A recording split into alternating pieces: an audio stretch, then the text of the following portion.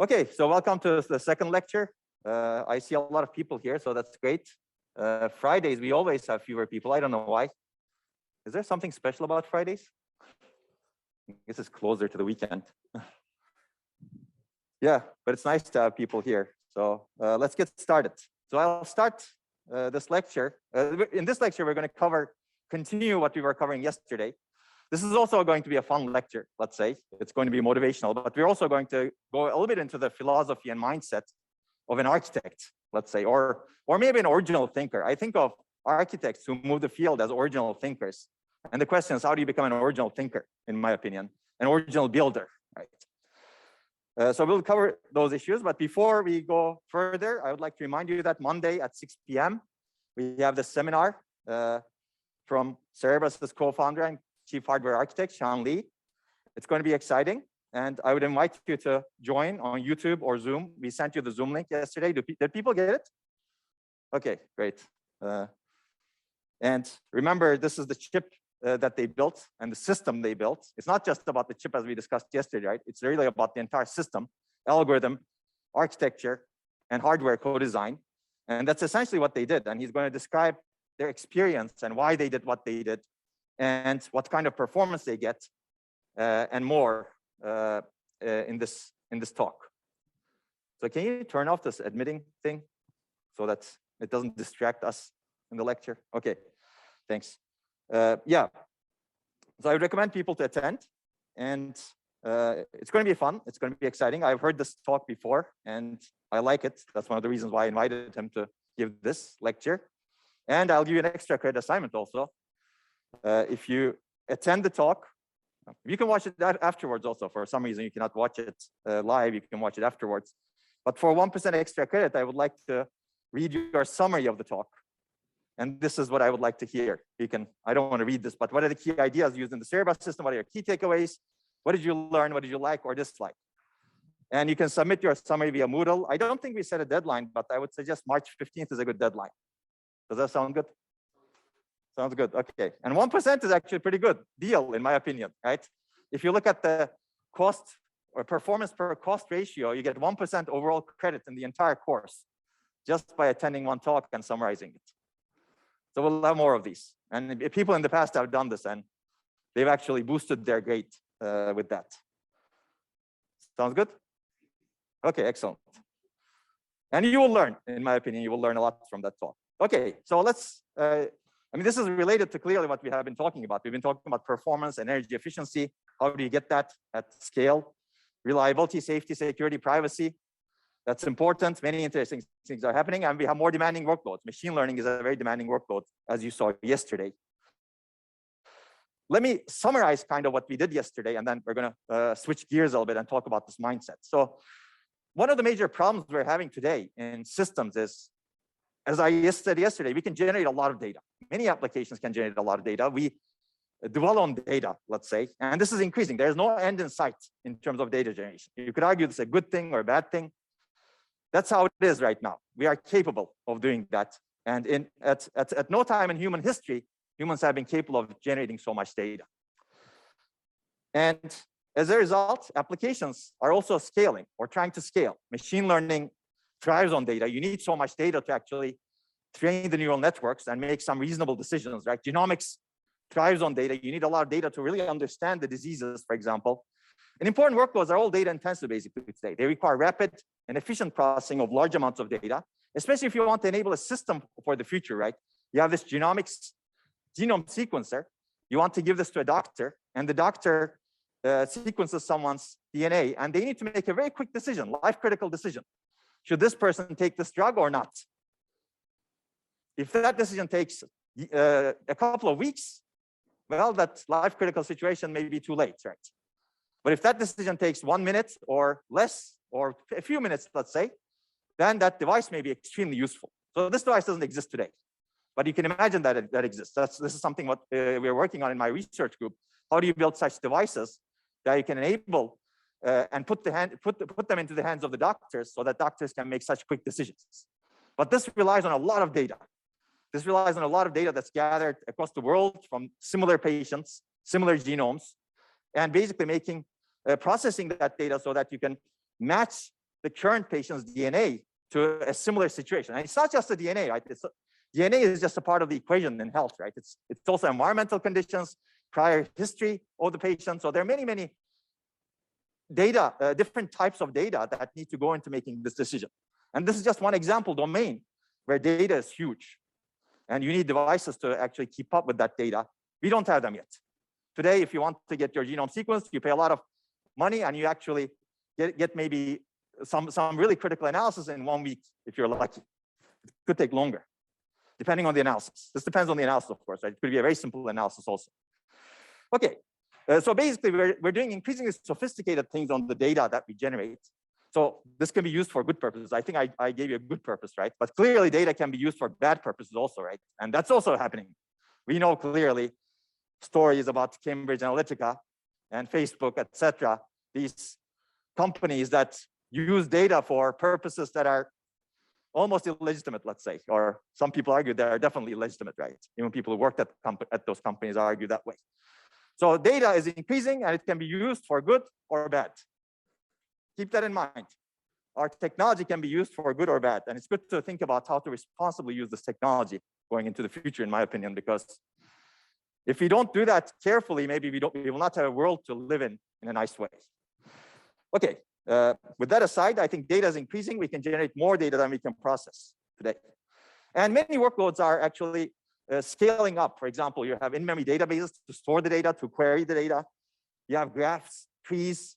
These are things that you may have seen in your data structures, for example. These are actually workloads that use data in graph format and you process them. Certainly social networks are graphs, for example. You have other workloads, cloud workloads that look like this, data analytics, and you have data center workloads clearly. And essentially all of these workloads are data intensive and performance and energy are bottlenecked by how much data you process. And today we're not efficiently doing that. That's one of the reasons people are building these accelerators, right? And if you look at the mobile end, this is more similar to the workloads that we're running right now, actually. We're running web browsers right now. We're running a video playback and decoding on the cloud somewhere, as well as on my computer and the other people who are logged into Zoom. And we're running some inference engines, or somebody's running some inference engines or training engines on the data that we're transmitting, unfortunately. That's something we cannot fully control. But these are also workloads that people are using, again, for good or bad purposes. Hopefully, we're doing it for good. But they're bottlenecked by the data, again. Performance energy is bottlenecked by data. And I showed you this result yesterday, right? We did the study with Google, actually, on these workloads that I showed you, these 4 major workloads that I believe a version of which everybody in the world uses. They may not be Google's workloads. They may be some other company's workloads or some open source workloads, but many people are using these workloads. And if you analyze these workloads with real data sets, you find out that more than 60% of the time, or more than 60% of the total system energy is spent on data moment. I think this is very, very concerning. It's not spent on computation. It's not spent on data storage. It's just moving data between the processor and memory so that the processor can process.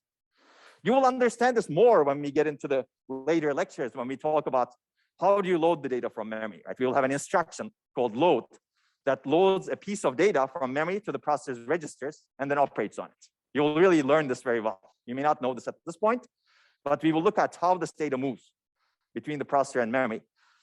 We will look at the traditional model called the von Neumann model, where this data actually moves between the processor and memory, as opposed to memory computes the data on its own. So whenever you're designing these systems, think about the implications of this data moment on the system, and also climate and energy and the future of the world, let's say. So this is something I gave you also just to jog your memory. We discussed that today. Data moment consumes a lot more energy, or data access to memory consumes a lot more energy than arithmetic operations like computation. Keep that in mind also. That's one of the reasons why people are building in-memory processing engines, or accelerators that are close to memory, or chips that are large, where you can memory and computation that are not far away from each other. Okay, so we clearly talked about many interesting things that are happening in architecture. If I have to summarize it, we're definitely looking at new computing paradigms, processing in memory and near data. We didn't talk much about neuromorphic computing or quantum computing. I think they're a bit further down. And maybe further down, we have biological computers that operate on cell cell interaction principles, right? That could also work, chemical principles. Today, they're very slow and it doesn't look very promising, but quantum computing was like that at some point. It still remains to be proven, of course, right? And fundamentally secure and dependable computers also require a rethinking of the computing stack. We're seeing new accelerators and systems, algorithm, hardware, co-designs. We saw a lot of examples of that. I'll give you some more in a little bit, actually. Like for artificial intelligence, machine learning, graph and data analytics, vision processing, video processing. I have a vision processor inside here, for example. Genome analysis, and new memory, storage systems, and interconnect. There are a lot of interesting ideas over here. In this course, we're going to cover actually all of the building blocks that make up these systems going into the future, including memories. But of course, we're not going to be able to cover everything here, right? This is to give you a broad perspective of what is to come. So there's a lot more to learn, basically.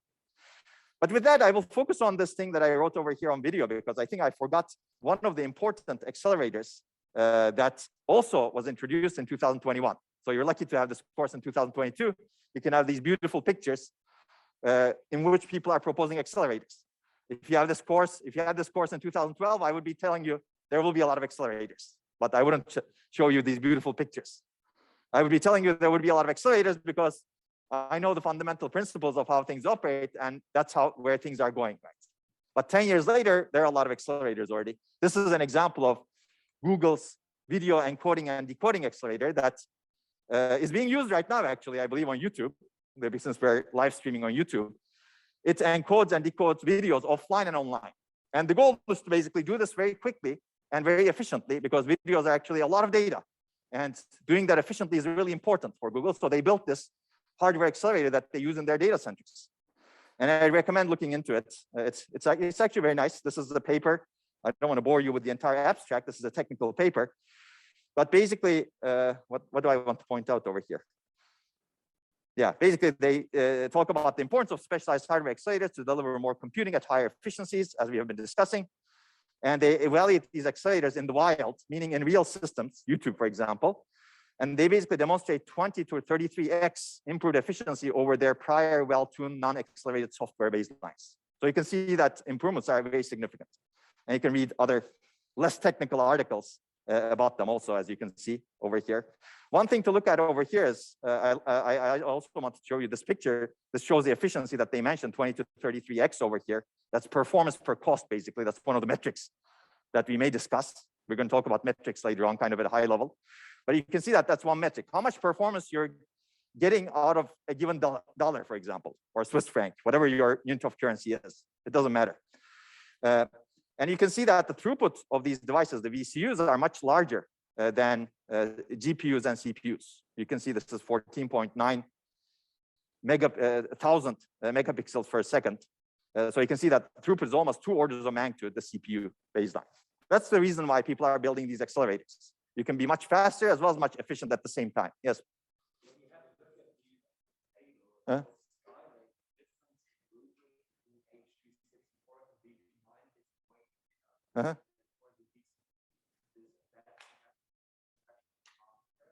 Yeah, that's a very good question. I think you need to read the paper for more details, but yes, they have special hardware to accelerate VP9 in their system. In fact, that's one of the workloads we looked at also. VP9 is one of the, let's say, futuristic or more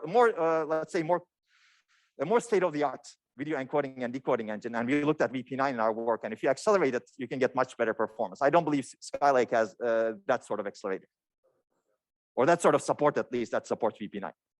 That's a very good question, though. It's always good to look at these tables in detail. But for definitive answer, you have to read the paper. Okay. So basically, I think I've shown you this slide also. As people dream, applications will come. And people are very good dreamers. And I think that's one of the great things about people. They can invent new things. They can dream, and new things will come. Where should I put this? Okay, maybe I'll put it over here. Let's see. Okay. Yeah, as you can see, people are good dreamers, but not necessarily good implementers, because you cannot put that screen anywhere you like. So as applications push boundaries, computing platforms will become increasingly strained. And there are a lot of stories here also. Like, I'll give you one story. In the 1980s, MIPS architecture was introduced. This is the architecture that you're going to use to implement your microprocessor with. And some people built the MIPS R2000 processor. This was actually one of the fastest processors of its time. And people were saying, we don't need faster processors because this is it. We don't want more. And today, we're at a point where the performance of MIPS R2000, we've exceeded that performance by more than 10,000x. Even more, actually. So basically, never make the claim that people are not good enough to think about new applications that can strain the boundaries of computing, because they will come. So it sounds very backward-minded to make those claims if you think about it, right? So people will always come up with new applications. Again, good or bad. Okay. And then we are having increasingly complex trade-offs today. And this trade-off you have seen already, so I'm not going to harp on it. Data movement versus computation energy is different. As a result, we have increasingly complex systems. In the past, let's say, if I were teaching, well, not me, but if you were looking at a system that was out there 20 years ago, 30 years ago, it would look like this, simple. But today, we're much more complex. There are many, many more components, many, many accelerators. And I've already shown you examples of this sort of system, right? This Apple M1, for example, similar to many other systems on chip today, incorporates a lot of these inside. Maybe not all of them. Clearly, it doesn't have storage on chip on the system because of integration issues, but it incorporates a lot of these components. And you can see that M1 Max actually incorporates even more components. So we're basically becoming increasingly more powerful and sophisticated. As a result, computing landscape is different from 10 to 20 years ago. I've already discussed this also. I'll go through this quickly. And applications and technology both demand novel architectures. And every component and its interfaces, as well as entire system designs, are being re-examined. This video acceleration is one other example of it, right? So I think this is to conclude the thoughts from yesterday's lecture. In my opinion, if you actually focus on the fundamentals and basic principles and what's happening in technology, in the software, in the algorithms, and as well as in the hardware, you can really revolutionize today the way computers are built. But you really need to understand what's going on in both hardware and software. You cannot just say, oh, I'm a software person. I'm going to live my life just looking at software. Then yes, you may live a good life, but you may not be able to revolutionize computing in the end. You really need to understand both at the same time. And you can invent new paradigms for computation, communication, and storage. These are things that we will see in this course. What are the paradigms for computation, communication, and storage? And related to this, I will recommend you one book. This is one of the books I really like. Has anyone read this book, The Structure of Scientific Revolution? Okay, did you enjoy it? Okay, you had to read it, or? Okay, great, you read it just because you were interested. Okay, that's excellent. So this is a philosophy of science book that basically examines how science evolves over time, and also revolutions happen in science. Some big ideas come about, and basically they disrupt the field. For example, I mean, they give examples from physics, chemistry, astronomy. People for a long time have been thinking that the Earth is flat, right? The Earth is flat. Many thousands of years, people thought that way. And then somebody came about and challenged that, right? How do you challenge that? Challenging is not easy also, because you may die in the end. And that also happens, actually. In different ways, you may die. Either your soul dies or you really die, right? So if you actually challenge the status quo, things like this may happen. So anyway, I just gave you a very extreme example, clearly, right? But these happened at times, Middle Ages or before, even. So basically, Thomas Kuhn analyzes science and basically breaks it into three different, let's say, eras. You have some pre-paradigm science. There's no clear consensus in the field. People don't know, basically. There's no theory that explains the observations. You have normal science. You have a dominant theory that explains the observations. This is business as usual. For example, you're building processors that would accelerate single-thread applications. No accelerator. You don't want any accelerators. Video, okay, everything goes through the Skylake, let's say. Somebody mentioned that, right? Everything goes through a general purpose system. This was how things were done 20 years ago or 30 years ago. Exceptions were considered anomalies. For example, oh, GPUs are very good at accelerating video. Oh, I don't care. That's an anomaly. That's not an important application.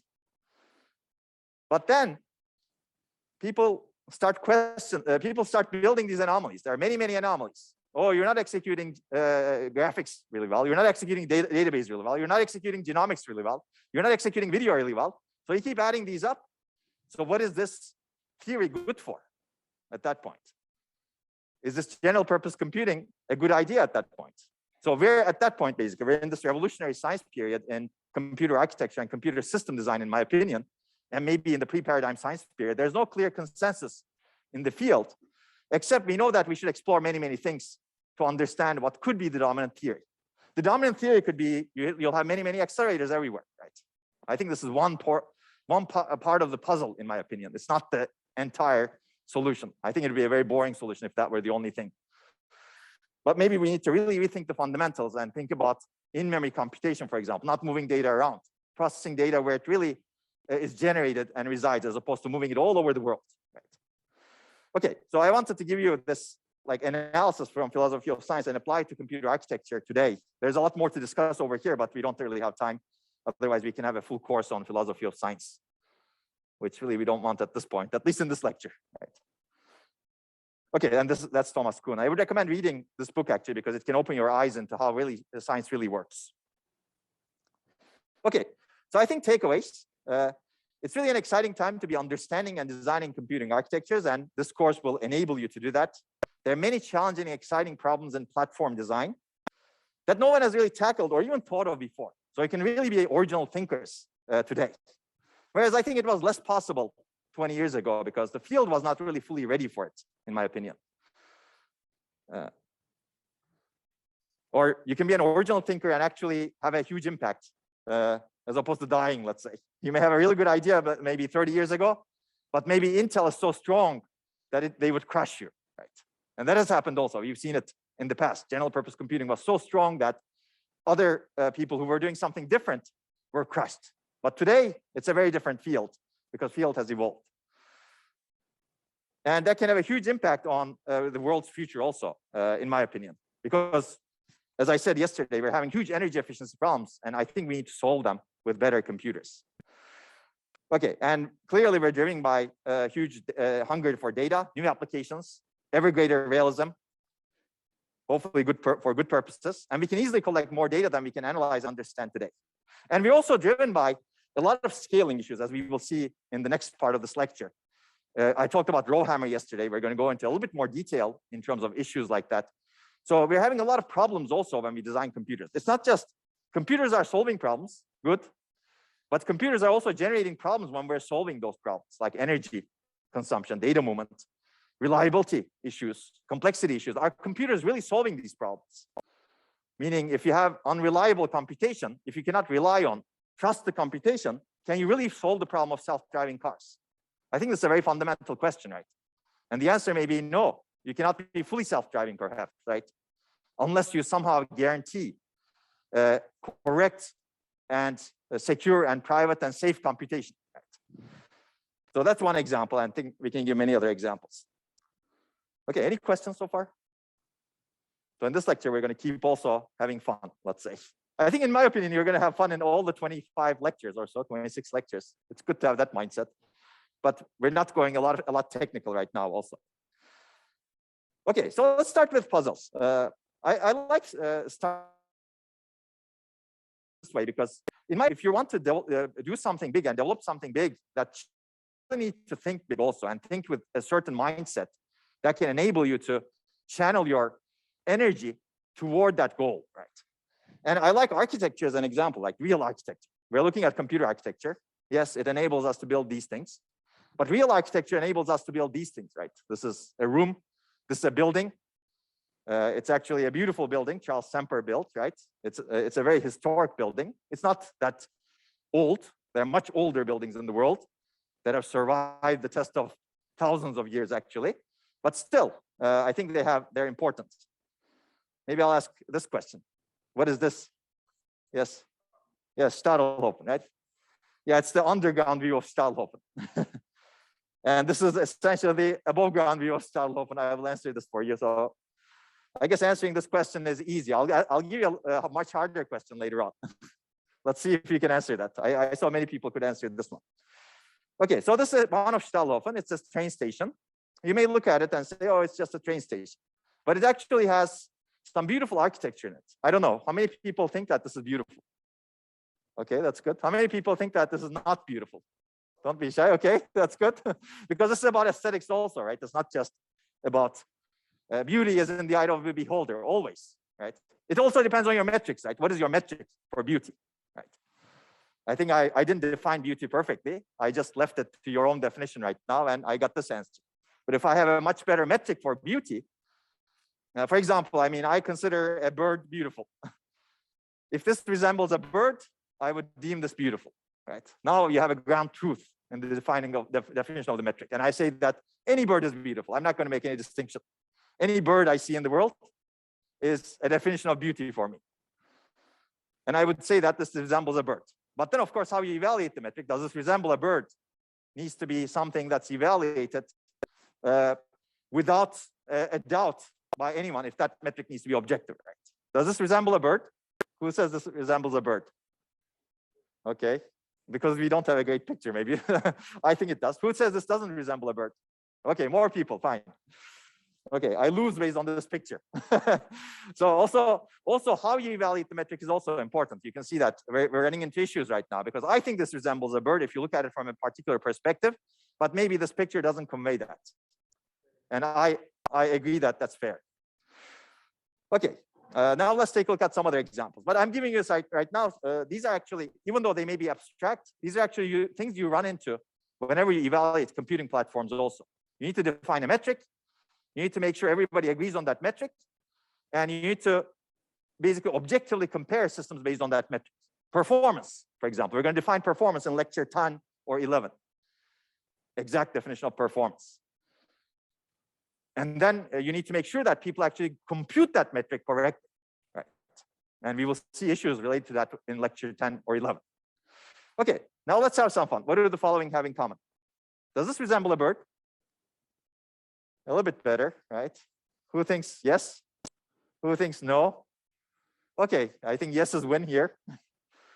This is the Milwaukee Art Museum. Okay, this is City of Arts and Sciences in Valencia, Florida Polytechnic University. A lot of money was spent on this. I wish it had gone to science, but I will say that this is beautiful. Okay, this is the Oculus. Does this resemble a bird? Okay, more so right now, right? No? Who doesn't think this resembles a bird? Okay. Again, yeah. What is a bird also becomes a question. Does this resemble a dinosaur? Yeah, more. Okay. Okay. So the question is, what do all of those have in common with Bahnhof Stahlhofen? Anybody else? Yes, exactly. They're all designed by an ETH alumnus, specifically a person who basically characterizes Stahlhofen this way. The train station has several of the features that became signatures. Well, somebody characterized his work, sorry. Of his work, straight lines and right angles are rare. He actually talks a lot about birds himself. But again, his interpretation may be different from your interpretation, right? You may not agree on the metric. Okay, that's Santiago Calatrava. So this is your first computer architecture assignment. I already gave you another assignment, but you cannot do it right now, but you can do this assignment right now. Go and find the closest Calatrava building to this classroom. It could be Stahlhofen, but it may not be, right? And if you like a challenge, go and find the furthest Calatrava building and tell me what that is, because I don't know. I didn't take this challenge. I know the first answer, the closest one. And I would suggest that you appreciate the beauty. Even if you don't think it's beautiful, try to appreciate the beauty and out of the box and creative thinking that went into the design of that building. You can go to Stahlhofen, I'm fine. It's not the closest, but you can go there. And think about the trade-offs in the design. What are the strengths, weaknesses, goals? What do you think the architect's goals were? You can read about them also online. And I would suggest deriving principles on your own for good design innovation. This is actually a very good exercise for critical thinking. You may think that, oh, this has nothing to do with computing, what I'm interested in, I'm bored. But this is really an experience for critical thinking. You can critically think if you actually analyze things around you this way. And again, you can do it anytime in the course. I'm not going to grade you for it. Before the pandemic, people used to go to the Oculus, for example, in New York City. And they would actually send me pictures of Oculus. And they would say, yes, it's as good as you make it out to be in lectures. So a lot of people actually like that building. But we'll have a story about that also in a little bit, about innovation and that building. So later during the course is better, of course, because hopefully you will be exposed to some principles that we discuss in this course. And you can apply what you have learned in this course as well. Think out of the box, basically. Maybe you can come up with your own designs, right? I think a lot of really creativity goes into these designs. So it's good to appreciate that. But first, today's first assignment is really what we will do now. And we're going to go do it very quickly. Sorry, because we don't have a lot of time. So this is what this is, Stahlhofen. And this is what that is. What do you think this place is? Anybody? Can anybody name it? If you can name this, you'll get an extra credit over here. Yes? Göttingen. Where is that? You tried hard. Is that in Germany? Germany? Okay. Ah, come on, side channel. Oh, I thought I deleted that. Come on. Okay, you don't get the extra credit. Sorry.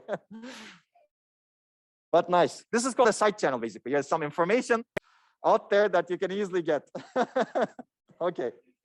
By the way, someone else actually found out that the station was in Germany, and they told me, and then I changed the slide.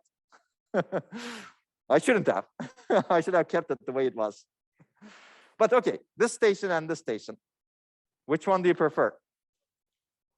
Göttingen? Who prefers Stahlhofen?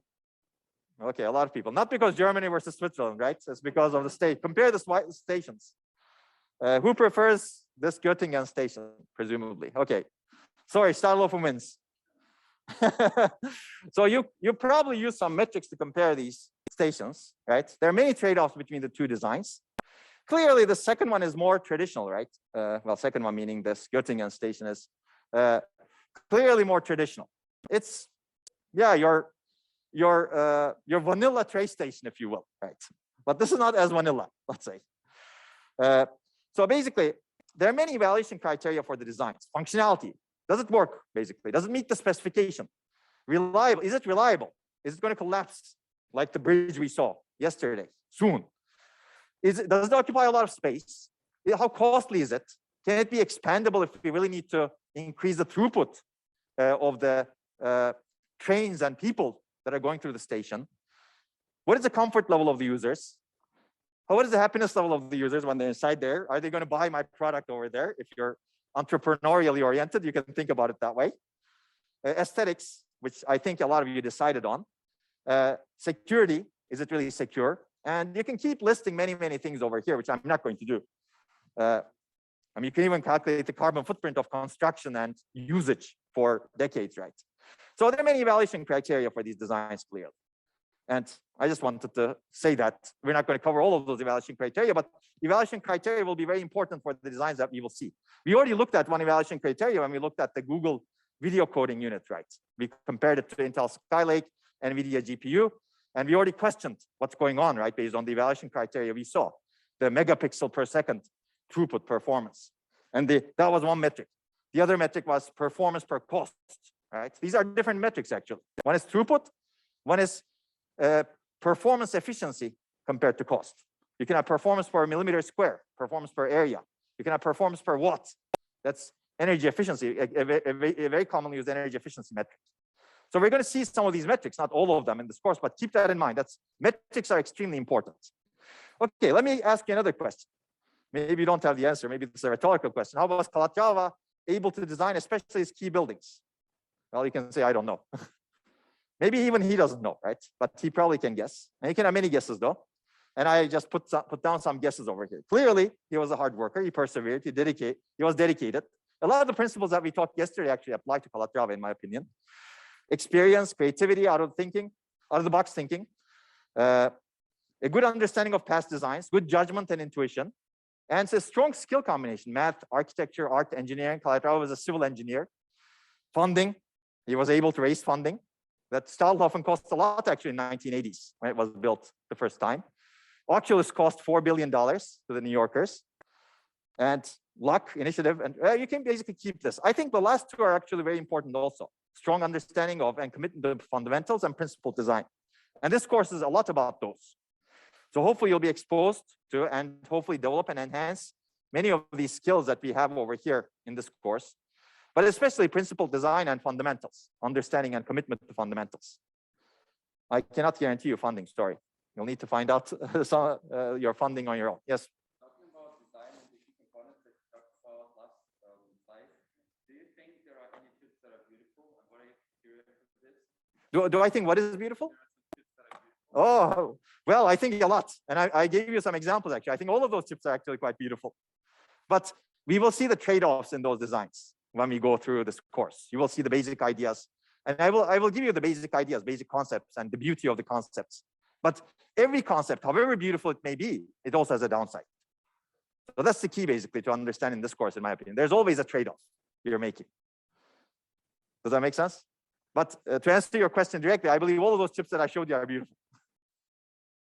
Okay, principle design. Basically, this is Calatrava speaking right now. To me, there are two overriding principles. So he's very principled. To be found in nature, which are most appropriate for building. One is the optimal use of material. And the second is the capacity of organisms to change shape, to grow, and to move. This is the bird-like movement where bird-like movement comes from. And okay, you can see that Calatrava's constructions are inspired by natural forms like plants, bird wings, and the human body, as you can see over here. This is, of course, someone else talking about it. So there are more Calatrava buildings we're looking at right now. We'll go through these relatively quickly. You can see that this is similar to, I don't know, some sort of animal.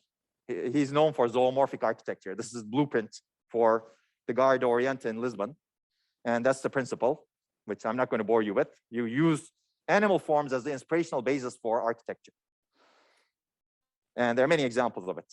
So I think I already asked you this question. You may disagree, but this is supposed to be a bird. Calatrava said that Oculus resembles a bird being released from a child's hand. Not exactly a bird, okay? The roof was originally designed to mechanically open to increase the light and ventilation to the enclosed space. Okay, so he has dreams. You can see that he's a dreamer. And this is them praise. You always get trade-offs, right? Positive and negative. This person, I don't know, writing in some newspaper says, it's a pleasure to report for once that public officials are not overstating the case when they describe a design as breathtaking. He also criticized the public officials, as you can see. It's nice, satirical.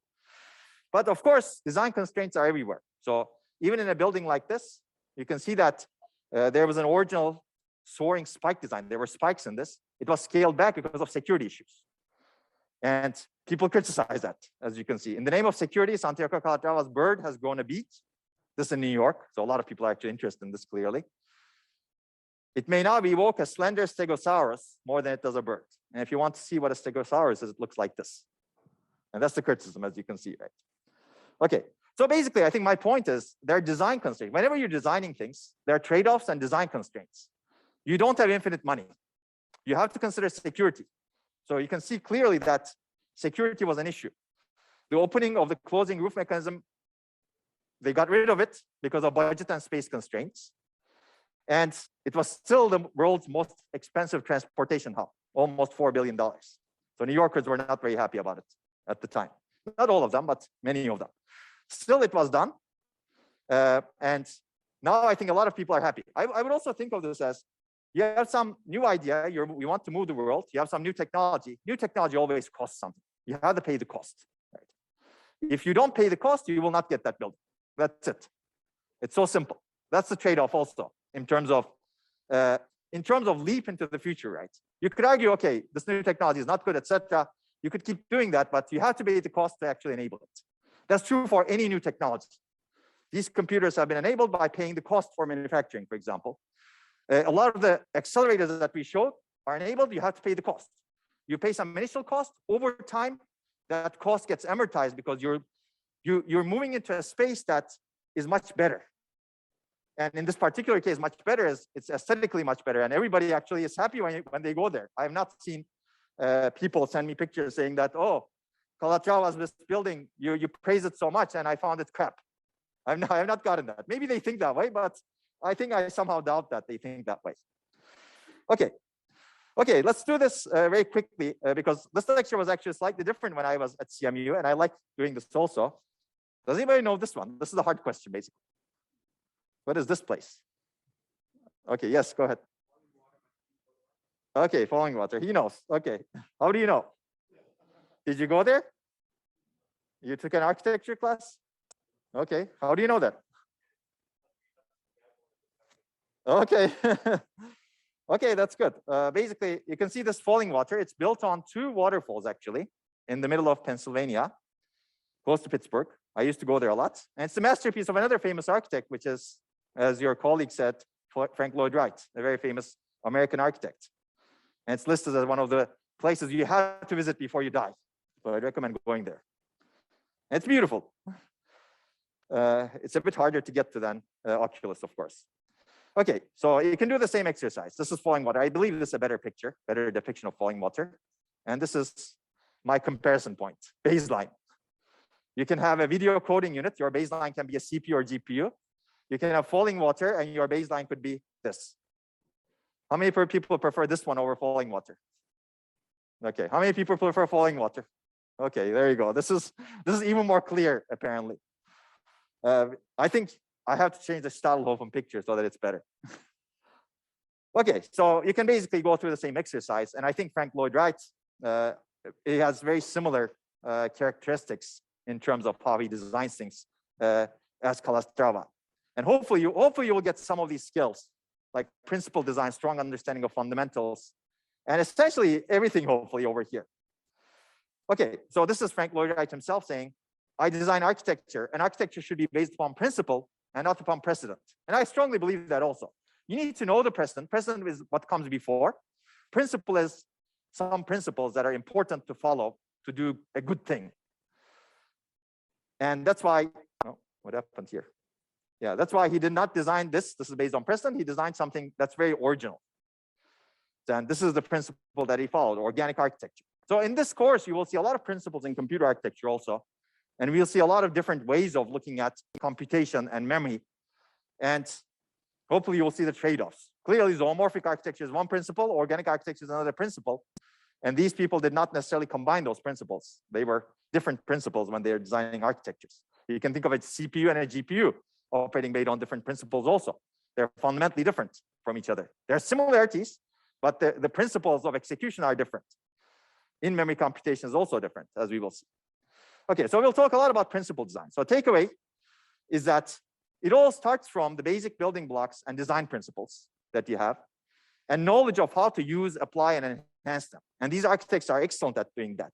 Underlying technology might change. You may have steel versus wood or electricity, I don't know. At least in architecture, okay, something, okay. But methods of taking advantage of the technology bear resemblance to each other. And methods used for design depend on the principles that you employ. So these will become more clear as we go through things in architecture. Basically, the same applies to processor chips like this. This is an old slide, actually. These are different processor chips, as you can see. But they're basic building blocks and design principles that are common. And there are some design principles that are very different from each other. I'll finish this part and we'll take a break. There, again, you've seen these pictures, so I'm going to go through this relatively quickly, as you can see. These are all different platforms, but they have some fundamental principles that are common, fundamental basic building blocks that are common. At some point, they diverge in the principles that they employ, and we will see that. And you've seen Mr. Bean. You've seen these designs. And you can see actually a very sophisticated chip today employs multiple principles. GPU principles, CPU principles, some different memory principles. And you can see this employs a principle of systolic arrays, as we will see later on. This still employs the principle of systolic arrays with high bandwidth memories. And you also seen these. And going back, this also employs some principles. Again, if you, hopefully by the end of this course, you will look at a chip like this, or you will be able to actually read some real technical documents related to this and understand what kind of principles are in place. That's my hope. But if you don't get that out of this course, at least get the critical thinking piece out of this course. Critically think, what is this good for and what you can analyze. But I'm hoping that you will get all of those analysis capability also by the end of this course. And this is OpMem processing in memory engine. Again, it employs different principles. Some basics are very similar though. Okay, I keep doing this. Okay, basically there are some basic building blocks, electrons that all of them employ. All of the chips that we saw earlier in those 20 slides employ electrons. They employ transistors, they employ logic gates, they employ combinational logic circuits on top of logic gates. Also they employ, sorry about this, sequential logic circuits, storage elements, and memory. So all of these are actually the same so far, until you get to cores. If you look at cores, they look different. They employ some different execution principles, and we're going to cover that. They all employ caches, actually, some memory system, but some of the principles may be different in how they employ them. They employ interconnects. They may actually differ in terms of how they interconnect these different chips and memories. Basic fundamental principles of memories are the same, but they may actually be designed in different ways. So this is what we're going to cover in this course, actually. You're looking at, I mean, I'm not going to tell you what an electron does. So we're going to start with really the transistor abstraction level. Hopefully you know what an electron does from your physics classes. I think everybody raised their hands when I asked the question, you know, about that, whether you took a physics course, right? So let me give you the assignments for this week, and then we're going to take a break. Okay, maybe quickly about readings. I have 2 books. There is no single book that covers everything we discuss in this course, because this is a cutting edge course, and books have not really caught up with it. I have to write the book, and I don't have time to write the book yet, at least. I'm going to do that at some point. But I would recommend you following both books if you can. If you cannot follow both books, go with Harris and Harris. Somebody asked me that question. I should really make it clear. Go with Harris and Harris. But this doesn't mean that Pat and Patel is a bad book. It's a great book, actually. This is where I learned computing, Pat and Patel. And I really enjoyed it. Yale Pat was my PhD advisor, actually, the first author of this book. He has a beautiful way of explaining things. But if you have to choose one, choose the top one, because that's going to be applicable to more of the material that we cover in this course. This is not a digital design book. The bottom one is not a digital design book. This course is digital design and computer architecture. This spends less on digital design, let's say. And we have some supplementary lecture slides on binary numbers. Who knows about binary numbers? Okay, that's good. That's why they're supplementary, because I think everybody learns about binary numbers. And I don't think it's a good use of our time for me to teach you binary numbers over here. Do you agree? Okay, good. Okay, so maybe I will take a break over here, because we're going to discuss course logistics when we start. I'll talk about the major high-level goals, and then we will continue with the next part of the lecture. So as I said, we'll have 10-minute breaks, so we'll be back when the bell rings. But basically, okay, just to recap for other people, we didn't go that far. Basically, I was giving the major high-level goals of this course. In digital design and computer architecture, we're going to understand the basics, principles, and precedents, what came before. And based on such understanding, hopefully you will learn how to develop or build a modern computer, or at least know how it works underneath. It could be a CPU, GPU, machine learning accelerator. You'll be exposed to actually many of those principles that enable these computers. And hopefully you'll evaluate trade-offs of different designs and ideas. I think that's important, as I mentioned earlier. You will implement a principled design, a very simple microprocessor in your labs. Unfortunately, it's very simple, but it's better than nothing. So you will get to actually implement that. You will learn to systematically debug increasingly complex systems, especially in your labs. Debugging is actually a very important part of processor design today.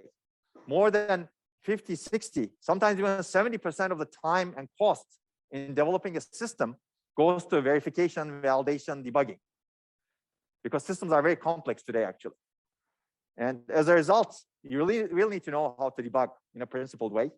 And hopefully, the way we go about the lectures and critical thinking will enable you to develop novel out-of-the-box designs that can change the future, right? You can be no different than other people who develop these new architectures that have changed the future.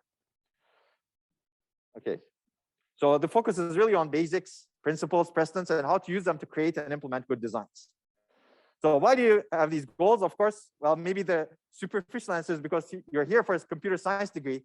And I think if people want to claim that they're computer scientists, they should really know how things work, right? Otherwise, you're no different from any programmer out there. And in my opinion, you don't really need a degree to be a programmer. That's my perspective of things, right? Anybody can program, but not anybody can program in a way that makes a huge difference. And I think the more sophisticated answer is really, regardless of your future direction, learning the principles in digital design and computer architecture, in my opinion, will be useful. I don't know why this is so unresponsive. It's going too slowly. To design better hardware, design better software also, because you will learn how underlying system works. This will change your thinking about software. Even if you become a programmer and software designer, you'll become a much better, much more informed software designer in the end. Design better systems. More importantly, you can do all of that actually across the stack. And make better trade-offs in design, whatever you're designing. It could be an idea that's totally irrelevant to computing. You can actually critically analyze these designs, understand why computers behave the way they do. We'll look at that in the next part of this lecture a little bit. Try to understand what's going on underneath a little bit, but we'll see a lot more of that. And I think knowing this will enable you to become a much better computer engineer, scientist, system designer, etc. Hopefully, more broadly, you'll be, let's say, acclimated to solve problems better, right? How can you solve problems in a fundamentally better way? How can you think out of the box? How can you think in parallel? I think I mentioned it in parallel because if you look at the hardware design and the designs that you're going to do in your labs, and a lot of the designs that we're going to examine in lectures, theoretically, they're all parallel computers. They actually try to do many, many things in parallel. We call this parallel computation. And you will see how to manage that parallelism, especially in your labs, for example. There's no sequential execution. When you write software, for example, in many software, except for parallel programs, in many software, you think sequentially, right? This instruction gets executed after this, and then after this, some other instruction gets executed. Hardware is not like that. Hardware, everything goes on at the same time. How do you orchestrate that? So this is really the ultimate form of parallelism, in my opinion. And I think looking into hardware can enable you to think in parallel. And as I said a lot in the past lecture and today, hopefully you will think critically. You will not basically take a given design, you look at it and you criticize, you critically analyze. Okay, here are the trade-offs, upsides and downsides. Any idea is like that. Okay, with that, let's go quickly into core info and logistics. A lot of this information is online, and we already sent you emails about the labs. Have people received all of those emails? Okay, good. So I'm not going to repeat that information because it's much better explained in those emails and the websites that you're supposed to visit. But I will introduce, well, I already introduced myself. I'm not going to go through this again. There are people, Juan is the head assistant. Mohammed is the vice head, but he's really also a co-head, let's say, over there. Hassan and Ataberk was here yesterday. They're also vice head. They're especially responsible for the labs. But Mohammed, you can talk with about anything. You can raise your hand, maybe. There you go. We have lecturer Frank. When I'm not available, he may lecture, or any other people. You can see that there are a lot of people with PhDs that are assisting in the course. And I'm not going to go through everybody's names over here, but you can find them online. Some of them are, you can approach them. Okay, somehow my computer is skipping things. You can approach them. A lot of them are actually my PhD students and postdocs. And they are working on computer architecture. And they are people who actually have a reasonable amount of expertise in many of the topics that we discussed. You can also talk to them about their research and what keeps them up at night. Okay, there are also student assistants who are people who have taken the course in the past who decided to actually assist with the labs, for example. They're going to help you with the labs. And you know the lab times. I'm not going to talk about that. If you need help, you can post questions on Moodle. Clearly, this is preferred for technical questions. If you have a very personal question, like, I don't know, I'm sick and I cannot do this, what should I do? That should basically be sent via email, in my opinion. And you can write email to this list. All people that I showed you in the previous slides receive that email. You can also email only me, but my response time can be much slower. And we discussed that yesterday. Redundancy is good. If you email only me, there's a danger that it gets lost. If you email Digital Technique, then many people can see it. So there's the trade-off over there. Yeah, you can come to office hours. We'll provide office location and Zoom links if you want to get help, of course. So I discussed all of this. Everything is available on our website, even past lecture slides. You can go through past lectures, read them. You'll get information via ETH email, which you're getting, and you'll get information from us. And I think you know the lecture and lab times and policies already, so there's no reason to go over these. And you know how you actually get graded. Labs will start on March 8th, and I think you received that information also. And you can find all of the handouts online. We keep updating them. So course website is a very good resource that points to a lot of things. And I think this is the email that you received. You need to choose your preferred group partner and whether you want to be on site and online or online for the labs. So we provide you multiple options so that you can choose the way you can, let's say, grow and learn best.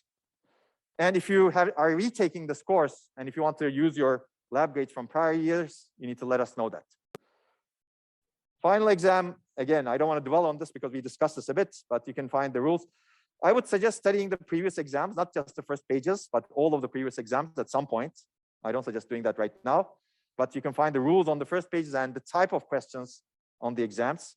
And clearly exam questions are not all of them, but some of them or many of them will be similar to the questions in optional homeworks and past exams. So as I said yesterday, if you just want to get a grade in this course, just do the optional homeworks and final exams and learn the concepts very well. You can actually, if you're doing the right things, you can get a really, really good grade by doing that. But I think lectures bring about some insight that is not really in the questions, right, fully. Clearly, questions cannot cover all of lectures also, right? So I don't believe that an exam tests all your understanding, but this is what we need to do also. This is, yeah, I didn't set these rules. But solving past exams can be helpful. Optional homeworks are called optional, as I said, because we cannot have more than some fraction of the grade that is not coming from an exam. We leave it to the lab so that you can learn. But homeworks are actually not graded, but they're highly recommended to solve because they test your understanding of the concepts and they resemble exam questions also by nature, right? Okay, I've already told you the reading assignments. Hopefully you will do them. Again, reading assignments, I say these are required, but if you're understanding all the concepts in the lectures, and if you're able to solve the problems in the homeworks and exams, I really don't believe the readings are also fully required. These are actually, there's good information in these readings. Sometimes they're redundant with what I say. So again, you need to make a decision yourself whether you really want to do all of the readings, right? If you feel that it's too much reading, and if you're really understanding the lectures over here, then you don't need to do the reading. Okay, so this is for what's coming. We're going to start combinational logic next week, the second half of next week, Friday, basically. So I'd suggest starting reading these chapters. And for future readings, check the course website. There are some readings that are marked as required. Required means it will be covered in lecture. Recommended means it's mentioned in lecture, but it's not going to be something that we really cover. And then mentioned means this is even less, let's say, important, but it's for your curiosity, if you will. And as I said yesterday, you can also anticipate and study future lectures that may be coming up because Spring 2021 schedule actually has all of the course as it was executed in Spring 2021. And you can have a good idea of what's coming next in the lectures, assignment, etc., by just studying what happened in the past. And this is a great example of a principle called last time prediction. Actually, computers employ this. The larger principle is called speculative execution, meaning the concept of doing something before you know it's needed. Right? So you go to the Spring 2021 website and check, in Spring 2021, this class covered these concepts in the next week. So next week, I expect the same concepts will be covered. So I'm going to read the readings that they did in Spring 2021, just for my own curiosity, so that I can be prepared for next week's lectures, right? So what you're doing by doing that is speculatively executing. You don't know for sure that we're going to cover that material, but you're expecting that we're going to cover that material because in the past we covered that material, right? And this is called essentially speculative execution, and computers employ that all the time. We will see that in lecture 15 and 16 and 17. In fact, earlier we will discuss that, but in lecture 15, 16, and 17, we'll look at specific methods of branch prediction, which is a form of speculative execution. And particularly, you're looking at last time prediction. What happened last time? You're expecting, it's going to happen again, right? And I will say that it's going to be very likely that it's going to happen again with more than 99% probability. So if you actually speculatively execute this way, you will actually do the right thing, and you will actually study things that we will cover in the next weeks. Okay, so we will cover this concept of speculative execution, but I wanted to introduce this because this is also something we do in our lives, as you can see, right? I just gave you an example that you can use to actually improve, let's say, your performance as well as understanding. Computers do that for improving their performance.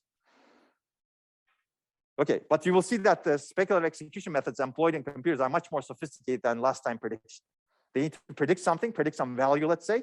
They use machine learning today, actually, to do some of the predictions in the hardware. It's not very sophisticated machine learning, but still good enough machine learning. Okay, that brings me to the end of lecture 2A.